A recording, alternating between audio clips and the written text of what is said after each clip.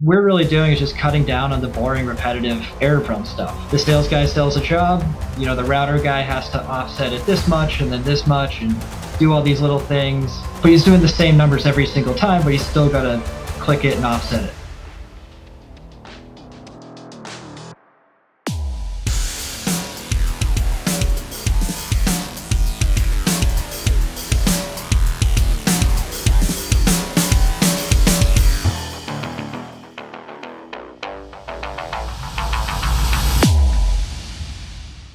Hello, everybody. How we doing on this beautiful day? Well, it is 2026. It's the new year, so happy new year to everybody here. I'm excited that you guys are here and on the show and whatnot and taking a listen for what is new and exciting in the world of signage, square coil, and everything in between. Guest speaker today is Adam. Been in our industry for a long time, was doing CAD programming for a while, jumped over to SDS, Adams Tech, whatever they call themselves these days. And then he broke out on his own and started to try and, fix a void that we had in our industry. Adam, thanks for being on the show. Awesome. Thank you, Aaron, for having me. Yeah, it's going to be fun. So CAD CAM, man, how did you get into the CAD CAM all the way to the beginning days? Well, once I graduated from college, got an engineering degree, got my degree in engineering physics. So I started working at a shop. We did industrial textiles, so covers, awnings, shade sails. And I was doing all their CAD work there. So kind of came in fresh out of school, ready to change the world, and saw how things were being done. I love working with my hands, so seeing things come together, being in that industry was pretty cool. Got to see a lot of projects flow across my desk, in places to speed things up along the way. I can see that. So mechanical. I'm going to go off on a tangent right off the bat here. Yeah. What else do you wrench on for hobbies for fun? I like taking care of my stuff. So I'm a big snowboarder. Always fiddling around with that. Wax my own skis, that sort of thing. Got my 3D printer too. So always fiddling around, making little stuff around the house, playing with that. And then just through work, get to work on a lot of different equipment, router tables, benders, stretchers, anything you'd find in a sign shop or in a canvas shop. Gotcha. All right. Very cool. Well, I definitely want to, at the end of this show, we'll talk more about the 3D printing because I got some stories for you as well. I'm sure we can share war stories. All right. So you punched out of the CAD CAM. You went over to work for SDS, and that was kind of like your first intro to like signage, correct? Correct. Yeah. We had a big fabric cutting table at the shop. So I did a bunch of different things there. And one of them was fix that machine when it broke. And I found that to be pretty enjoyable. Got to get out from behind my desk. So I found myself some days rooting for the machine to break. And then I found the opportunity to go to SDS. And I said, oh, wow, look at this. I don't have to, root ill here. I can just go fix these things for a living. That sounds pretty fun. So, I went over to SDS for almost 4 years. It was awesome experience. Got to go into literally hundreds of sign shops across the world, mostly US and Canada. But I mean, I've been to New Zealand, South Korea, around the Caribbean. So, seen a lot of different sign shops, and I really got to see how different people do things and just the different pain points at all different levels of the workflow. Yeah, I can definitely see that. Well, I'm already jealous. I've never got to go to the Caribbean. US and Canada, absolutely. Some of my team members here at Square Coil have gone to Australia. We have a couple contracts, believe it or not, in Ireland of all places. Oh, very cool. We have yet to fly there, but we're always begging for them to do some training. That's the best. Yeah, you got to get some clients in good places. Yep. That's the best. They're paying for you to vacation. Yeah, you got to do a little training, but for the most part, free vacation right there. All right. So you were CAD CAM, hands-on guy, goes SDS automation, you're dialing in, and in one day you just said, I have a solution to this problem that I keep seeing over and over again. Talk to me about the problem and talk to me how you decided to go after it. Yeah. So I guess I have a pretty unique picture of the sign industry and how that functions. I've done the CAD side of things, and then being hands-on as a technician, working on the equipment on the shop floor. You're talking to everybody, right? You're flying in there, you're doing a new installation, you're talking to the managers, maybe the owner if you purchased it, all the way down to the shop floor people, to who are actually running the machine that you're training there for a few days.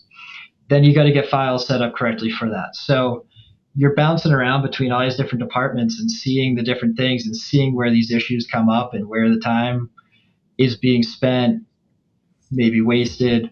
And it was just a really unique experience, kind of shaped what I like to do.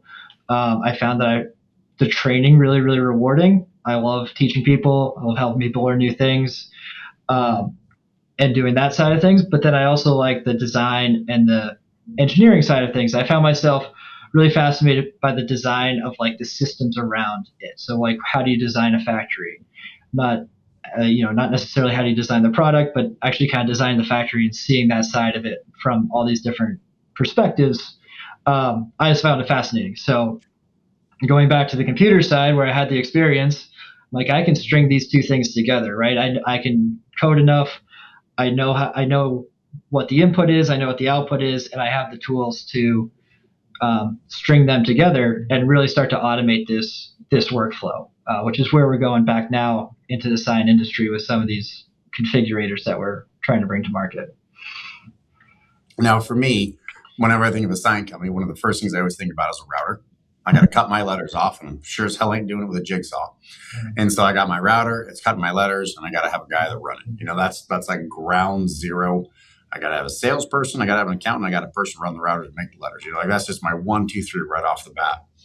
So since most people already have a router tech, and that's what's going on here, talk to me the difference in your business and what you guys are doing or looking at. Yeah. So I guess we're not replacing anybody is really where our philosophy kind of comes in, right? And that's something I learned through the years of installing equipment, right? Is everybody comes in, you go and install a new channel letter bender, and the old guy who used to bend them by hand, he's terrified he's going to lose his job. That never seems to happen, at least in my experience, right? All of a sudden, they're 10 times more valuable because they've got some equipment to help automate that process and just help them work more efficiently. So that expertise and that knowledge is still there and useful. So what we're really doing is just cutting down on the boring, repetitive, error-prone stuff. So maybe the sales guy sells a job. You've got 18-inch channel letters, and the router guy has to offset it this much and then this much, and do all these little things, set it up, figure out how much material it's going to take, that sort of thing, and then he goes and runs the router. But he's doing the same numbers every single time, but he's still got to click it and offset it. Well, now the sales guy can sell that job, put in the data, show it to the customer, show him a nice 3D preview of it, click send, and the router guy gets his files with all that work already done for him. So now he can just load up the router, click run. He can focus on the feeds and speeds, the maintenance, the assembly, the fabrication side of things, rather than just having to sit there on the computer and enter in the same offsets and fillets and that sort of thing that he does every single time. Gotcha. So what I'm hearing is you're got basically. I'm gonna use the word AI here. Everybody loves that. Fucking catnip for us adults. And you got a little bit of AI where the system kind of see the point, see that, dump it in there, and it'll chew through and give you, the router code that you need. I know I'm dating myself when I say G code, but the old router code. Right. Yeah. So instead of having to do that, manually or having to set up files every single time, you can just have that as all part of the process upstream and tie those things together more easily, right? Like there is a huge value add in setting up your files from the design, right? So let's focus on what we do need people to do, which is the fabrication and the other more skilled things in the shop. That a lot of people prefer doing anyways, right? Like sitting there at the computer and just typing in the same offsets every time and going through and cleaning up nodes on an art file isn't exactly like the most fulfilling thing in the world. Yeah, I'm with you on that one. literally watch my router program from time to time, literally kind of zone out. And I feel for him. I'm like, dude, I get it. It's difficult. Totally understand. But we need this file like now. Like that router is sitting there idle. Help, help, help. So, of course, right at the beginning, everybody's going to listen to this and go, that's awesome, man. That's great. But I got a guy. Life's good, man. Cool feature, but I don't need you. And what I'm hearing is you might want to consider this now when you're not so psycho slammed busy. Because once you get to that level of busy, you can't even think straight. And now you don't have that trigger to pull. It's not even there. It doesn't even exist. So I as I'm hearing this, I'm going, I might want to engage Adam now when I'm not really busy so I can see how his team handles it, how fast I get my files back so it's cutting on that router. Talk to me more about that. I'd love to hear your side of the podium when bringing on new clients. Yeah, 100%. Like my busy season is everybody else's down season. When my clients get super busy, my phone stops ringing a little bit because they're so slammed in work. And I can tell you right now, like change is the hardest thing in the world. It just is, right? And if I'm bringing change to your company, let's try to do it when things are a little bit slower, when things are not quite as crazy and the deadlines aren't quite as tight, right? So if you slow down a little bit in the winter, that's a great time, to reach out and get the ball rolling on these things, right? Because like you said, like you don't want to do it in the most chaotic time. We can certainly do it. It's been done before, but like you're saying, yeah, don't change a horse midstream or whatever the expression is. I'm with you. Just want to take a moment to talk about Square Coil here. Square Coil has been powering the signage industry since 2011, and we're only growing bigger and better and stronger every single day. Some of the latest updates have just made my life a lot easier. I'm sure it's going to make your life a lot easier. So if you haven't checked us out, go ahead and get on our website, squarecoil.com. Take a look. And if you have an outdated key, an old software program that's going to be closing its doors this year, definitely take a look at us because we can make that transition real simple for you. Take a look, squarecoil.com. Okay, so we talked about routers. What are the programming? What are the machinery that you guys do? I mean, you guys touch on channel letter benders. You guys touch on lasers, brakes. Like, talk to me. What's the gamut here that your company works on? Yeah, so kind of the start with these programs was in the industrial textile side of things. So shade sails, awnings, like boat covers, truck tarps, that sort of stuff. So we've done some programs for making shade sails and doing awnings, like for doing the fabric skins on those things. And then taking kind of my background in the sign world, going, wow, there are a ton of products that we can 100% automate in this design space, right? Channel letters being kind of my bread and butter with my experience at SDS. But I mean, monuments, FCOs, whatever you need to do, right? We can take that product. If you're doing it the same way every time and it's just, a certain number of dimensions change or the shape changes a little bit, some colors change, like we can take that process, code it, and then it's automated. So then you're just entering those initial parameters each time instead of, actually having to do the design work on every single project individually. Okay, I got you on that one. All right, so let me think about this. So I got my channel letters, I got my router, I got some channel letters.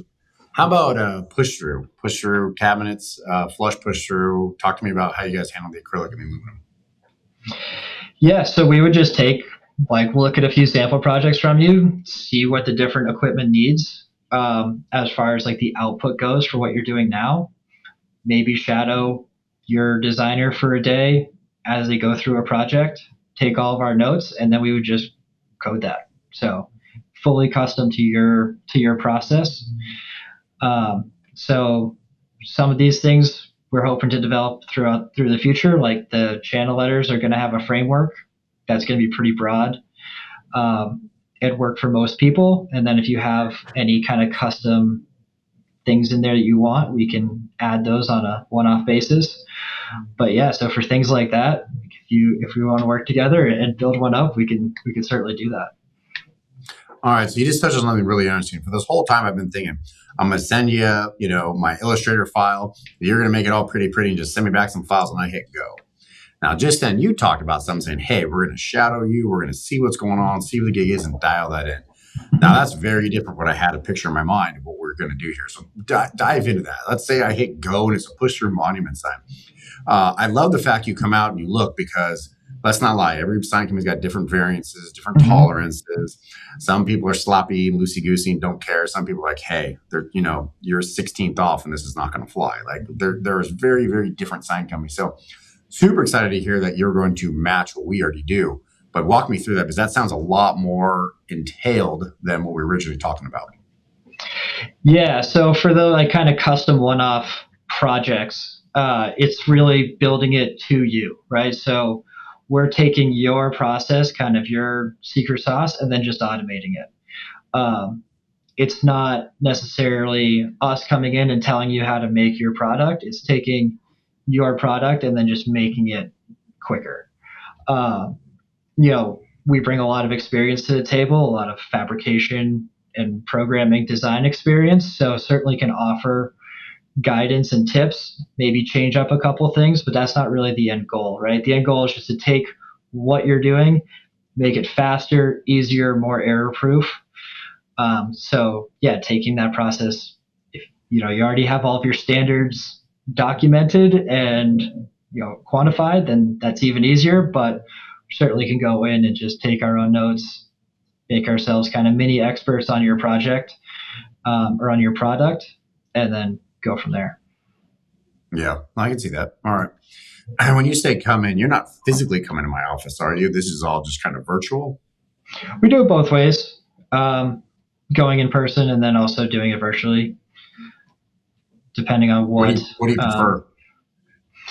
I like the in-person. Personally, I know COVID has everybody working at home, and I love the flexibility of that, but also there's nothing quite like going in there face to face, and then also meeting the different kind of silos within any shop, right? Like I want to talk to the welder and see what he needs. I want to talk to the CAD guy and see, what chunky files they're getting, right? I want to talk to the router operator and see what they want, what makes their life easier, and tie all that together. And some things like that are just easier to do in person versus a bunch of virtual calls. Sure, that makes sense. Totally makes sense. All right, so I'm going to pause this for a second just because I want to talk the 3D thing, because that's so much freaking fun. How long have you had your 3D printer? A couple years now, yeah. It's all right, so pretty we bought sweet. my son. So I'm vicariously living through my son right now. I will freely admit that. My son's name is Gunnar. He's 19 right now. We got it to him about 2 years ago. And first thing he did was he built a potato gun using all my 2-inch ABS. And he actually used one of the valves and put a paint gun trigger on it and set it up with a little gauge, and actually prints the 80 goes to 80 psi, and then he pulls a trigger and then shoots a potato about 150 yards. Like, no joke, thing gets out of here. So we buy him the 3D printer, and the first thing he did was print a frickin' missile to drop inside that potato gun. And he put the fins on it, he put the front end on it, and holy moly, he shoots this thing, and it, the first couple were screwed up, and then he hits it, and it flew 100 yards and went through my furniture and stuck into the ground, my outdoor furniture. And I looked at him and said, "You're done, dude."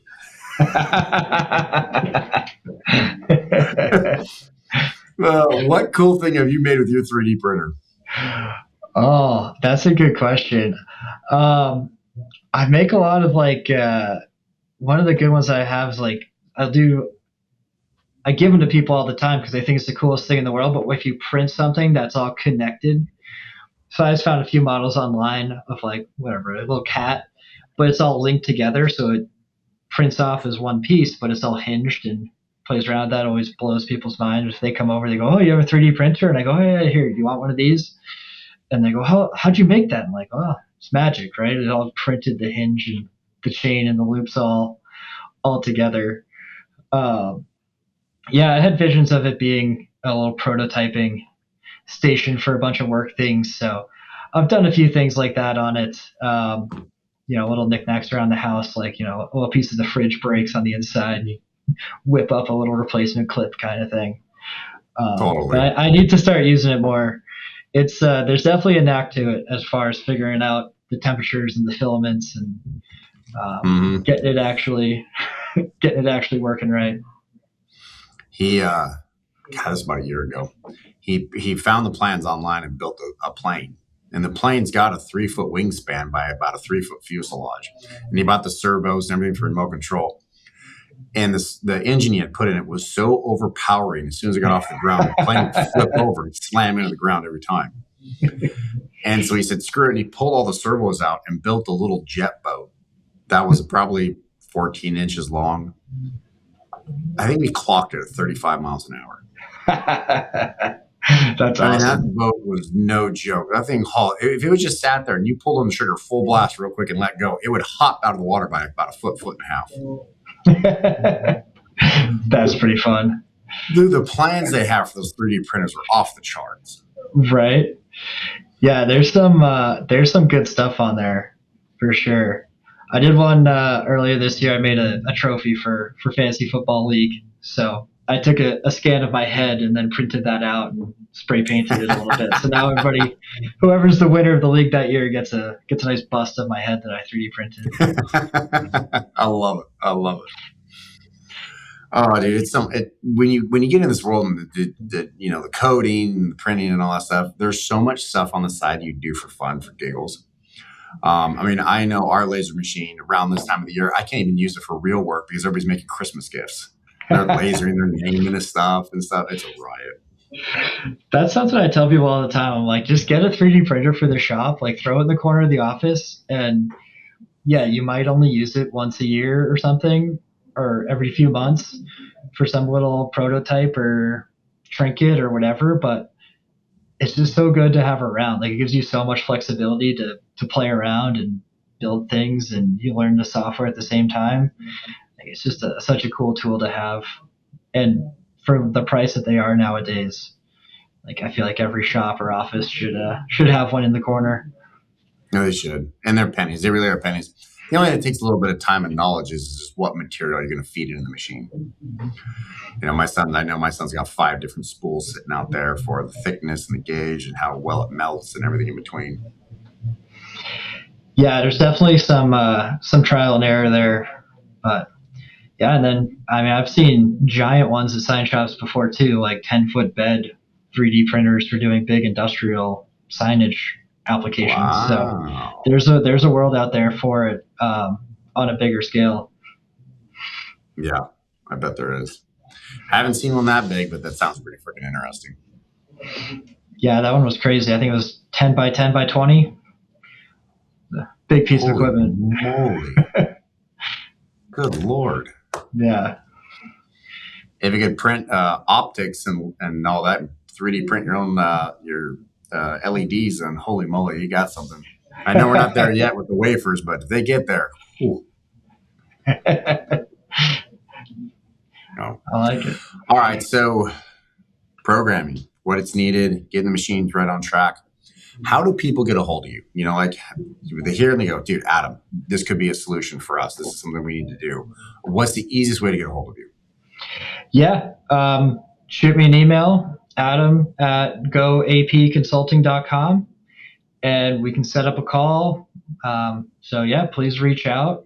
Happy to have a conversation and see if some of the things that we offer are a good fit for anybody. Yeah, no, I'm with you on that one. Sounds like you'd be a good fit for any sign company. It's got a router, and channel letter, all that good stuff. So, no, stoked to have you on here. We'll take all your information, put in the show notes so everybody can take a look at this. And Adam, I appreciate you coming on the show and chit-chatting a little bit about your business and, where you're taking it. Before I always sign off, I always ask, what's the future hold for you? What's the next steps in your world?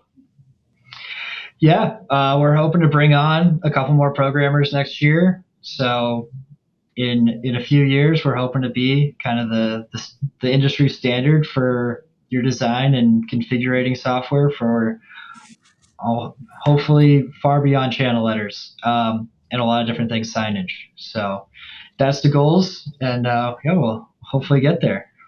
Yeah. Now I heard a rumor about e-commerce too. Yeah, so you can take these configurators. So like on this one-off, in your case, like if we go into your shop, take all of our notes, build the configurator. That can start as an internal tool, but then that can also be customer facing at the end of the day. So I like to start as an internal tool and then make it into a sales tool and then make it into a customer facing tool. So once you've got all the fabrication bugs worked out, you can send it over to sales. They can start using it in a client-facing capacity, and then eventually you can actually just put it up on your website. Customers can enter in their own stuff, click purchase, and you get your fabrication files out the other end, and a check hits your whatever Venmo or Zelle or something. Yeah, PayPal. right. Whatever way you're taking money these days. Yeah, It's always a different one every year. Everybody's up their new Stripe. favors. Stripe's Yeah, one yeah, thing, Stripe. yeah. That's Stripe right now. That's for darn sure. Yeah. So awesome. Well, I appreciate you coming on the show, and we wish you all the best success. And we'll get on here about 6-7 months from now and see where your company's at then. Awesome. Well, thank you so much for having me, and happy holidays. And yeah, enjoy the weather out there in California. Love it, Adam. You take care. All right. Have a good one.